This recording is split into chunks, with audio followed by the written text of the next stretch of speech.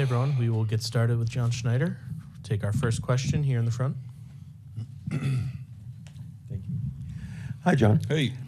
I'm just wondering, I look back at the season, and it kind of started with spring training 8.5 months ago now.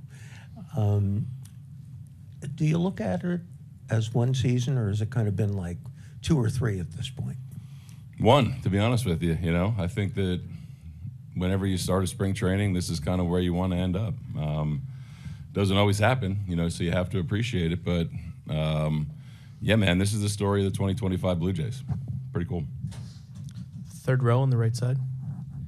John, when you're in the middle of things that are happening live, George hitting the home run, Yusevich doing what he did last night, these incredible, maybe for the ages kind of baseball moments, are you able to sort of be part of what the history of it is, or are you too busy managing to appreciate all that's going on? A little bit of both, but much more so kind of in the moment with what you're doing, Those 2 particular moments, I think, appreciated what the magnitude of George's swing in Game 7 for a few seconds and with a few players in the dugout. And then Trey was kind of like a slow drip, over 7 innings. So I just remember at one point I said to Pete, how many strikeouts is that? And he was at 10.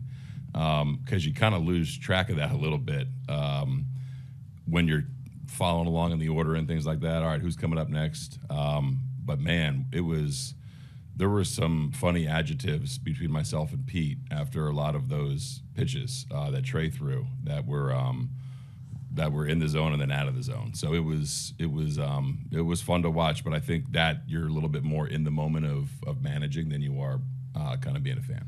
Last night when he struck out every batter. Yeah, It's only happened twice before in World Series history. Yeah, The it's 2 people are Bob Gibson and Randy Johnson. yeah. Those are okay names to be a part of. I saw that last night too. That's pretty impressive. Arting on the left side here. John, how close did George get to starting yesterday's game? He was right on the fence. I think he probably could have. You know what I mean? And I was really juggling what's best for him, what's best for the team, not just immediately to start the game, but kind of how that game may unfold too. He was close, you know what I mean? He was close and he was ready to come in, and I'm glad we didn't need him and got him an extra couple days, but hopefully he's good to go tomorrow. Yeah, what's your kind of expectation for Game 6? What kind of boxes does he still have to check?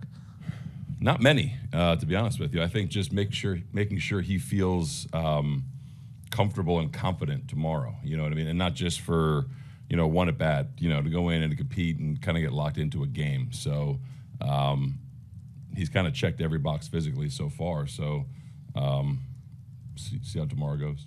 Staying on the left side, Shy. Hey, John. Hey. Day later, just as you're thinking back to some of the things that Trey did, just that played out yesterday, that you maybe beforehand warm up, like what are some of the things that you'll really remember from Trey's day yesterday? It's going to sound funny. The initial comebacker that he kind of bobbled, and then the way he flipped it to Vlad kind of showed me he was where he should be mentally and didn't panic. The double play to end the 7th, obviously, I'll remember that. The number of pitches he threw, I'll remember that. That's a new high mark for him. But I think, just striking out 4 or 5 in a row, when he got into a rhythm there, it was fun to watch. Those are the things that jump out. There was a lot of quality pitches. There was some big strikeouts. Striking out, I believe it was Alex Call to not get Ohtani up to the plate. He kind of avoided some dangerous areas too. So, I was, like I said last night, I was kind of in awe of a lot of what he did. And Davis was saying there wasn't a lot of sleep on the plane last night coming home. I'm just wondering what the vibe is on a flight like that, knowing there's an off day, but just understanding that the next game you play, you can clinch a World Series title. Yeah, the vibe was exactly how it always is coming home with an off day. You know what I mean? Again, I was impressed, kind of walking through the clubhouse after I get done talking to you guys. There's obviously just more people in the clubhouse than a regular season, but I was impressed with just kind of the back and forth that was happening, and the not getting too high, and kind of getting ready to get on a bus and get on a plane and come back here and get ready to play. So the vibe was good, but it was nothing different than what it has been this season. I actually texted my wife, and she said, hey, how are you doing? And are you having fun? And I said, I'm actually kind of calm, which is weird. You know what I mean? It's just after 3 days like that in an 18-inning game, I felt pretty calm. It was just like, all right, put on your headphones, watch a movie, have a beer, and kind of just chill. So it was a normal plane ride. What did you watch?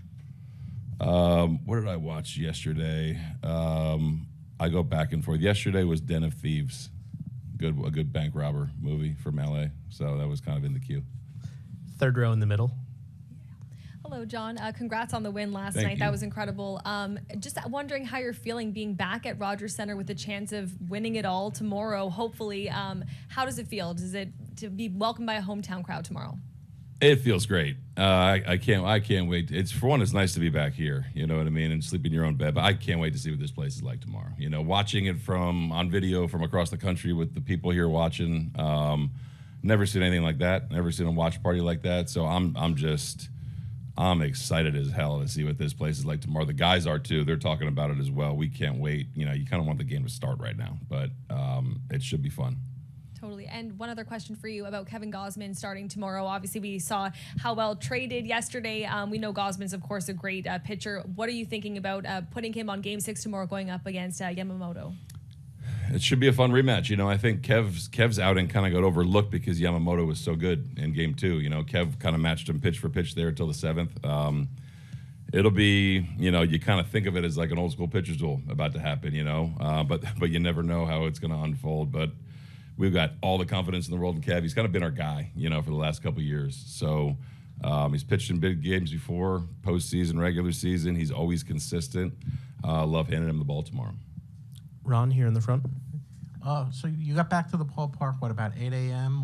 When you Yeah. get home, do you fall right asleep, or are you too wired to fall asleep? No. I hung here. I was waiting for my wife and kids. They were like a half hour behind us, so dropped off my bags. I actually hopped in the cold tub, a little cold plunge to kind of get you going a little bit. Didn't work, but no, waited for them and then drove home, and then it was pretty quick to bed after that.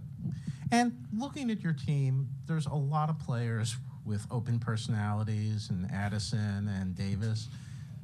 You've been around a lot of years. Does this have more of it, or is just winning breeds? I think winning allows you guys to talk to them more. You know, there's characters on every team every single year, and that's the beauty of a major league clubhouse. But I think that this team is unique and special in its own way, but definitely how close they are. What are some of the one or two things that Davis and Addison have done that have left you shaking your head? I'm not going there. I mean, there's been plenty, but that's why they say the clubhouse is a sacred place. Go back row in the middle. Hey, John. Looking back at last night, Blake Snell said that your lineup didn't really get to him, and that he kind of got unlucky. Do you have any reaction to that? No. I thought Schneider does what he is good at. Vladimir is one of the best players in the game, and I thought we really made him work. You know what I mean? He's a great pitcher, and I'm worried about tomorrow, Game 6 here. Yamamoto's an even tougher task. So we led the league in hitting this year. I don't think we're too bad. That was going to be my next question, is Yamamoto. How do you get to him coming off back-to-back complete games? Man, hopefully he's a little tired, you know, throwing that many innings. He's unique because he's got what seems like 6 or 7 pitches and can kind of morph into different pitchers as the game kind of goes on, you know.